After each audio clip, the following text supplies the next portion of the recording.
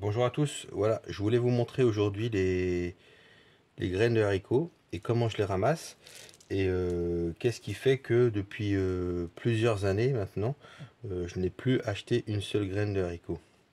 En fait, je vais vous montrer comment je récupère mes graines, que je les conserve et que comme ça, j'ai des haricots gratuits à vie.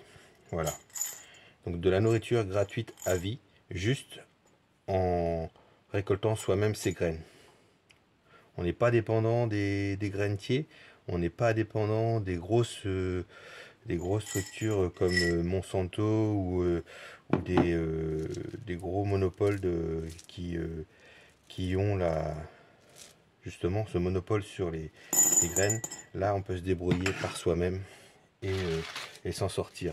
Donc voilà, vos haricots, vous les laissez sur les pieds un maximum. Donc là, vous voyez, c'est immangeable en haricots. Ça, c'est du haricot arabe. C'est immangeable à manger comme ça. On peut plus manger le haricot. Il est trop dur. Vous voyez, c'est quelque chose qui est immangeable. Il faudrait vraiment le cuire, le mixer. Et puis, voilà, ce serait pas terrible. Pour une soupe, peut-être, et encore. Une fois qu'ils sont bien secs, comme ça, vous voyez, ça, on peut dire que c'est... Vous entendez? C'est vraiment très sec. Une fois qu'ils sont secs comme ça, voilà, vous les ouvrez. Et ça, vous le savez, hein, tout le monde le sait. C'est ça qui est malheureux, c'est que tout le monde le sait et en fait, on ne le fait pas.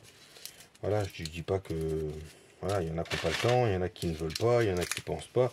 Mais en fait, quand on fait ça, on gagne vraiment son argent en fait. Vous voyez, là, j'ai ramassé les graines sur quelques gousses. C'est pas énorme, hein, c'est pas. Et en fait, on n'a rien à faire, juste à les laisser devenir comme ça, sécher, les ramasser, voilà, vous voyez, tranquille. Et du coup, on les met par exemple, dans un pot comme celui-ci, fermé.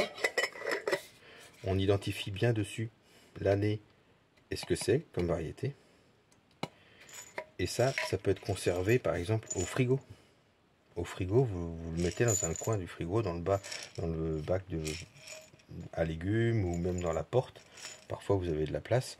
Vous le stockez là et vous pouvez vous servir de ces graines là pendant 2, 3, 4 ans.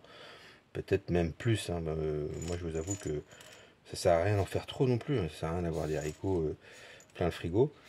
Et vous pouvez les conserver comme ça très longtemps et avoir vos propres haricots. Juste une petite graine comme ça. Si on s'imagine, on part d'une graine comme ça, on la sème l'année prochaine, on récolte, on laisse quelques gousses. L'année prochaine, on peut faire 10 pieds. L'année d'après, 100, 200. Et ça, avec ça, on gagne vraiment énormément d'argent. Voilà. Bon, je vous laisse. Là, je vous montrerai bientôt des vidéos où je ferai les graines aussi quand je les cuisinerai. Donc, je vous ferai des recettes. Je vous posterai des recettes. Et je vous montrerai comment je conserve les graines, mais ça vous le savez aussi, c'est pas, j'ai rien inventé. Hein. Je vous ferai des recettes de potimarron, de butternut, de courge de Siam aussi. La courge de Siam, je vous en ai déjà parlé, vous pouvez aller voir. Hein, et la courge de Siam, c'est super. Alors ça, courge de Siam, on peut la garder jusqu'à 3-4 ans, comme ça. Sans la conserver au frigo, sans le mettre au congèle, juste en la conservant comme ça. Celle-ci, c'est une de l'année dernière. De 2023, elle a été récoltée en août ou septembre 2023. Vous vous rendez compte, elle n'a pas bougé et quand on l'ouvre, elle est nickel. Je vous montrerai ça aussi.